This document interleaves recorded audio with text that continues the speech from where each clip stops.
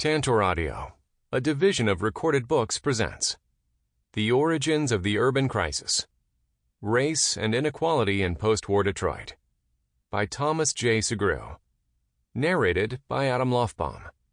Publisher's note: this audiobook refers to figures and tables included in the print and e-book editions of the book. Preface to the Princeton Classics Edition. On July 17, 2013, the city of Detroit filed for bankruptcy in federal court. It was a catastrophe long in coming, the result of decades of disinvestment, depopulation, political marginalization, and financial mismanagement from the city-county building to Lansing to Wall Street. The first decade of the 21st century was particularly hard on Detroit. The international financial crisis devastated the city. General Motors and Chrysler saw their market share collapse, and in December 2009, went to the federal government with a request for billions in loans. In every sector of the economy, jobless rates skyrocketed. Using the most conservative estimates, Detroit's unemployment peaked at 24.9% in 2009 and fell only to 16.3% in mid-2013. The median household income in the city was only $27,862. A staggering 36.2% of Detroit's population was living beneath the official poverty line. John Zimick, president of United Automobile Workers UAW Local 174, once led by labor giant Walter Reuther, lamented that the middle class really is going away, and I don't have the answer for it. Compounding the city's economic woes, the mortgage and foreclosure crisis hit Detroiters especially hard. In 2007, just at the onset of the economic collapse, 62% of all subprime loans in the Detroit area went to African Americans. When the national home finance market collapsed in 2008, properties in Detroit plummeted in value. Many homeowners were stuck with mortgage payments that exceeded their property values. Lenders foreclosed on properties, and some homeowners simply left their homes when they could not meet monthly payments. By 2011, there were more than 90 foreclosed properties per square mile in Detroit. The economic and housing market collapse accelerated Detroit's population loss. Between 2000 and 2010, Detroit lost a remarkable 25% of its population. Depopulation and housing abandonment scarred the city's landscape. In 2013, somewhere between 21 and 40 of the city's 139 square miles were empty. The exact figure is a matter of debate, and at least 90,000 properties were vacant. Scarcely a block in Detroit, even in the healthiest neighborhoods, did not have at least one abandoned house.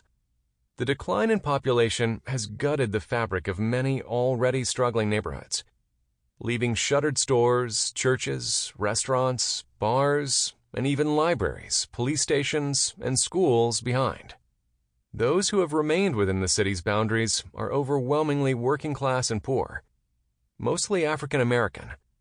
82.2% of the city's 717,000 residents in 2010 census. The long process of white flight that began in the 1950s is now nearly complete. Only 7.8% of Detroiters are white. The remaining residents are mostly Latino or mixed race, with Mexican Americans about 33,000 strong, the largest ethnic group, most of them concentrated in neighborhoods southwest of downtown. A few years ago, The Onion ran a headline: "Detroit sold for scrap." Like many stories in that satirical newspaper, it was both a parody and painfully close to the truth. One of the city's few growth industries is scrapping. A few years ago, inept scavengers pulled down a large part of a pedestrian bridge at the defunct Packard plant, a mile-long complex that stopped making cars in 1957, in an effort to retrieve its steel support beams. When I visited shortly afterward, an electrical crew was replacing copper wire that had been stripped out of nearby live power lines. Drivers learned to veer around sewer openings in the streets because every time iron prices rise, sewer lids disappear, leaving car-eating holes in their place. Scavengers descend on newly abandoned houses within days, removing plumbing, wiring, and anything else that can be resold. Detroit's bankruptcy is the grim epilogue to the story that I tell in The Origins of the Urban Crisis. But the conventional wisdom about Detroit seldom takes into account the long historical process that reshaped the city. Many observers, particularly on the right, blame unions for keeping wages and pensions high, point their fingers at Detroit's mayors, particularly Coleman Young and Kwame Kilpatrick, for corruption and misrule, or criticize the Democratic Party and liberals for failing to implement austere budgets. Columnist George Will wrote that Detroit's bankruptcy poses worrisome questions about the viability of democracy in jurisdictions where big government and its unionized employees collaborate in pillaging taxpayers. To understand Detroit's troubled fiscal situation, however, requires a long-term view. Detroit, like many cities, depends on property taxes to provide services, particularly public education. But the total value of property in the city fell by 77%, in constant dollars, in the half-century beginning in the early 1960s. The long-term flight of industry from the city had particularly negative consequences for the city's tax base, leaving contaminated, mostly unmarketable brownfields where factories once hummed. Nearly 75 years after Detroit rose as America's arsenal of democracy, car manufacturing was little more than a symbolic presence in Motor City. Motown lost more than 300,000 auto industry jobs, beginning in the late 1940s. The process of deindustrialization that I describe in The Origins of the Urban Crisis occurred steadily and relentlessly, following a path that led to the suburbs, to the rural Midwest, to the Sun Belt, to Canada and Mexico, and also overseas, as car manufacturers and suppliers searched for cheap labor, low taxes, and lax regulations. Trade policies encouraged the shift of production across American borders, and cheaply made car parts flooded the U.S. market. Just as automation in the 1950s led to a drop in auto industry employment, so too did new technologies introduced in the late 20th century shrink the manufacturing workforce further. Compounding the industry's woes was the rise of aggressive international competition, reducing the market share of the Big Three: Chrysler, Ford, and General Motors. The auto industry, conservative and slow to change, was also responsible for its troubles. During the economic boom of the mid and late 1990s, American car makers gambled on huge sport utility vehicles, a decision that paid off until gas prices skyrocketed during the next decade. Only one auto factory remained in Detroit in 2013, the Chrysler Jefferson North plant on the east side, part of the Poletown plant, a General Motors facility built under Mayor Coleman Young on the remains of a once thriving, racially diverse neighborhood, straddles the border between Detroit and the separate municipality of Hamtramck.